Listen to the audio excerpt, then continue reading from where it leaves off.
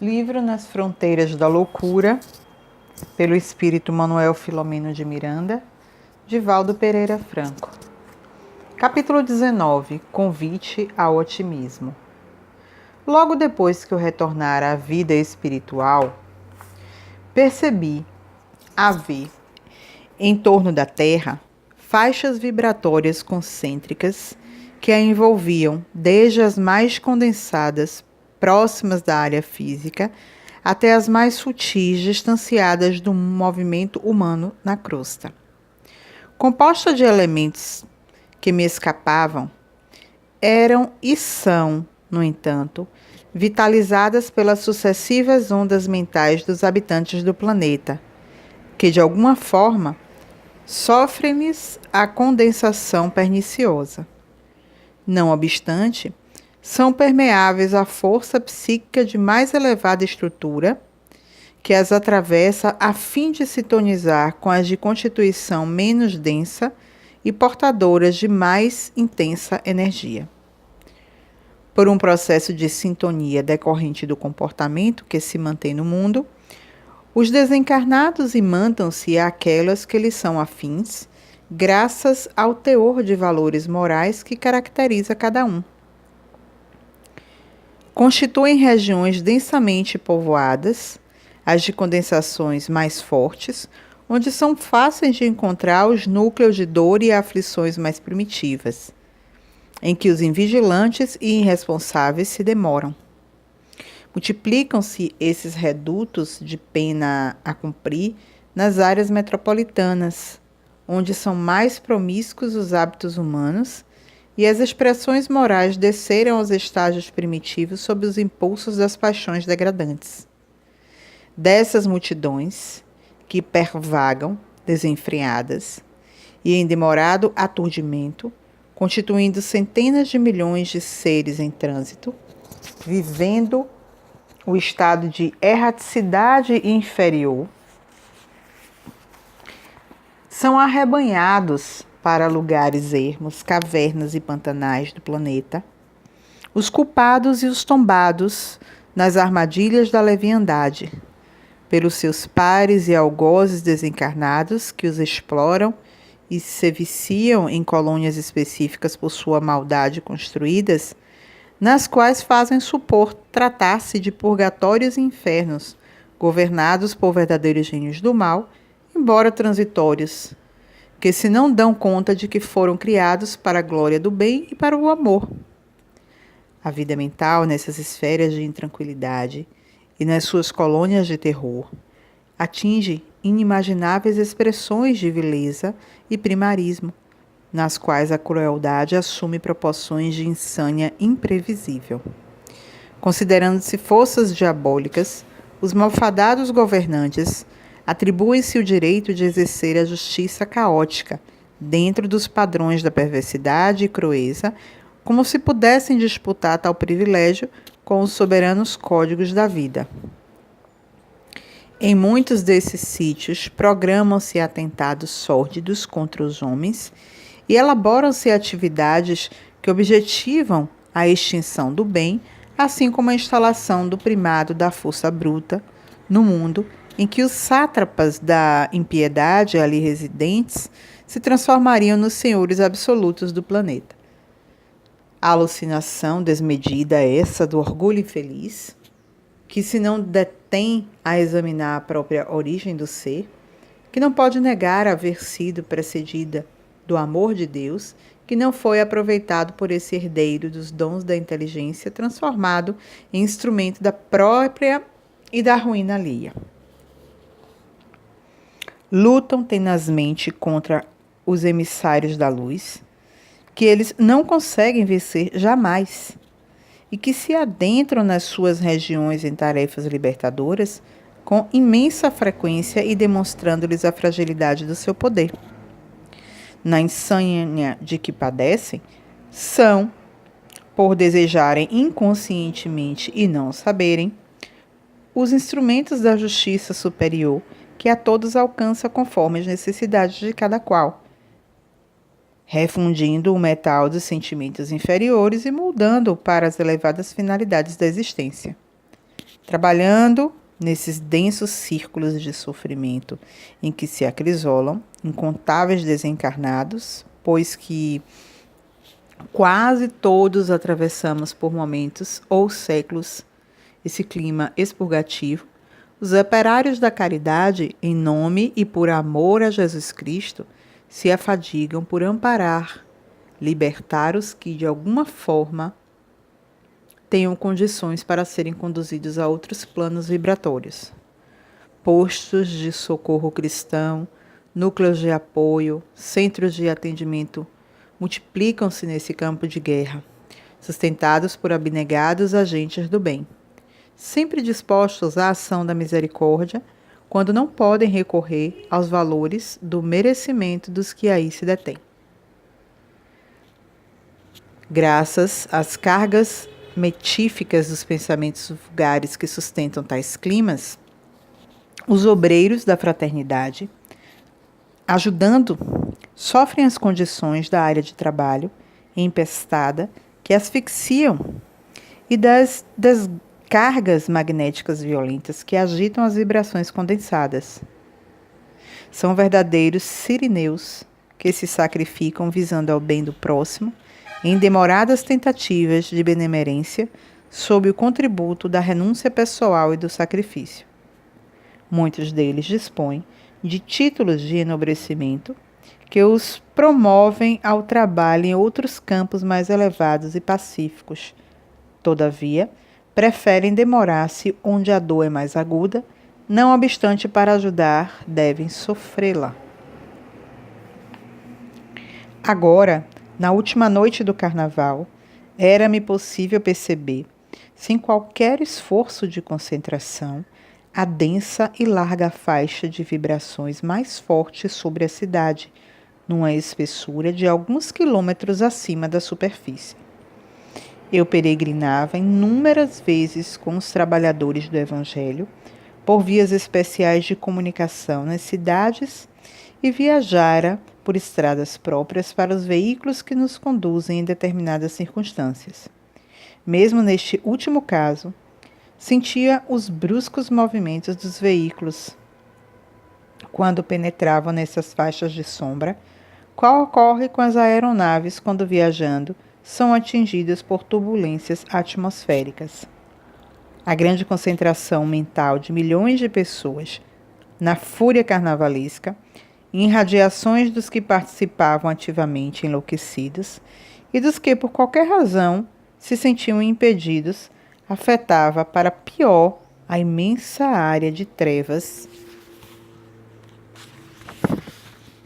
ao tempo em que esta influenciava os seus mantenedores, por obnubilar-lhes os centros da razão, ao passo em que eles exacerbavam as ânsias do prazer exorbitante. A sensação que a paisagem escura nos dava era penosa, fazendo-me meditar no tempo ainda que certamente transcorreria até que mudasse a configuração moral do planeta, dependendo sem dúvida da transformação do homem. Como se percebesse a área perigosa de depressão em que me recolhia, sem o desejar, o vigilante amigo veio em auxílio, levantando-me o ânimo. Não se esqueça, caro Miranda, que esta luta vem sendo travada com resultados excelentes e o bem está sempre vencendo. Há milhões de pessoas envolvidas no bárbaro divertimento que não censuramos, entretanto, a número muito superior de criaturas que lhe não oferecem culto, nem mesmo sequer experimentam qualquer interesse ante os apelos da folia mumesca. Quantos se utilizam desses dias em que o trabalho habitual sofre alteração para buscar recantos interiores aprazíveis, regiões serranas e praias para o refazimento? Pessoas mais amadurecidas utilizam-se dos feriados carnavalescos para estudos, meditações, encontros de renovação espiritual e lazer. Há um grande progresso moral que viceja na humanidade e não podemos desconsiderar. Jamais houve tão grande interesse dos homens pelos seus irmãos, em tentativa de ajudá-los a levantar-se e marchar com dignidade. As atividades que visam ao enobrecimento do ser humano multiplicam-se, abençoadas, fomentando a alegria e a paz. As minorias raciais recebem respeito, os preconceitos vão sendo varridos do planeta, os direitos do cidadão, embora ainda violados, são defendidos, a ecologia consegue adeptos afervorados, as classes menos favorecidas que padecem miséria socioeconômica já não são desprezadas, não obstante ainda não gozem das considerações que todos merecem. Os proletários fazem-se ouvidos.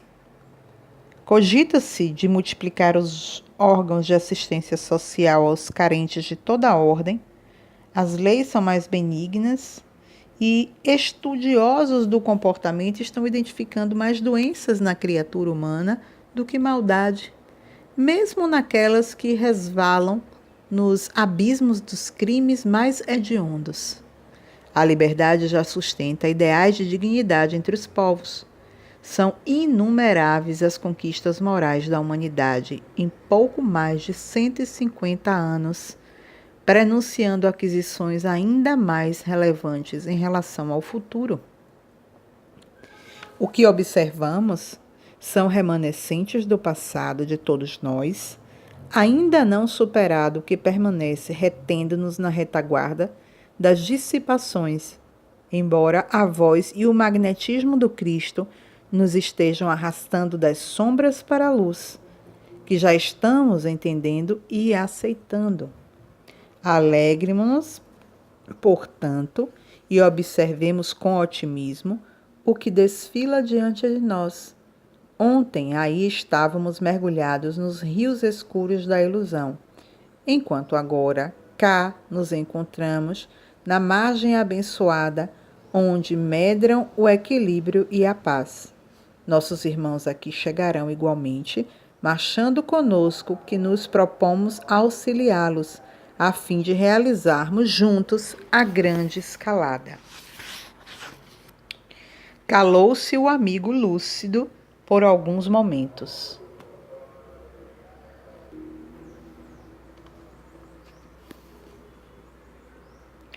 Ao impacto dos seus esclarecimentos lógicos, era-me possível vislumbrar, além do presente, qual nauta aflito na noite, que percebesse além da neblina, vitorioso, o farol que aponta os recifes e sinaliza o canal por onde se pode passar com segurança. O nosso mestre deu prosseguimento aos ensinamentos. Foi um mensageiro da alegria, da esperança e da paz. Todo o Evangelho é o hino de eloquente beleza à vida. Nos seus passos ficaram sementes que ora florescem o mundo, modificando a árida paisagem que ele encontrou. Mesmo a tragédia do Gólgota, assinalada pelas suas dores, é o prenúncio da madrugada da ressurreição em plenitude de luz e felicidade. Estas são horas muito importantes de transição moral da terra e dos seus habitantes. Legiões que se demoravam retidas nessas faixas, ainda assinaladas pela barbárie, portadoras dos instintos agressivos em afloramento, vêm sendo trazidas à reencarnação em massa, obtendo a oportunidade de fazer a opção para a liberdade ou o exílio. Encontram corpos geneticamente sadios, com excelentes possibilidades de que se podem utilizar para a grande escolha. O amor do Pai a todos oferece oportunidades iguais, assim facultando que cada qual eleja o que melhor lhe aprouver, enquanto assim o desejar. Simultaneamente, as aflições de que se fazem portadores constituirão escarmento para os negligentes e retardatários, impelindo-os a assumirem responsabilidades enquanto nos franqueiam a ocasião de crescer pelo serviço que podemos distender a seu e a favor de nós mesmos. Tenhamos em mente, também, que inumeráveis colônias de amor nas proximidades da Terra são de construção recente, frutos do trabalho de abnegados apóstolos do bem, que renunciaram às glórias estelares para iluminar a noite interior dos homens de ambas as esferas da vida, com a chama da caridade sustentada pelo combustível precioso e insuperável da fé. Na crosta, surgem novos postos de atendimento e em muitíssimos lares, bafejados pela mensagem espírita, a treva bate em retirada sob as claridades do estudo sistemático do Evangelho em família, num perfeito entrosamento superior dos homens com os espíritos benfazejos. Por enquanto, é noite densa, aparvalhante, dominadora. Todavia, a madrugada chega sutilmente e vai vencendo-a até que raie um triunfo o dia. Confiemos. Sorriu generoso, pôs-me a mão direita sobre o ombro e convidou-me. O trabalho espera por nós. Visitemos a nossa Noemi, que deve estar despertando neste momento. Aquecia em júbilo e rumamos na direção do hospital.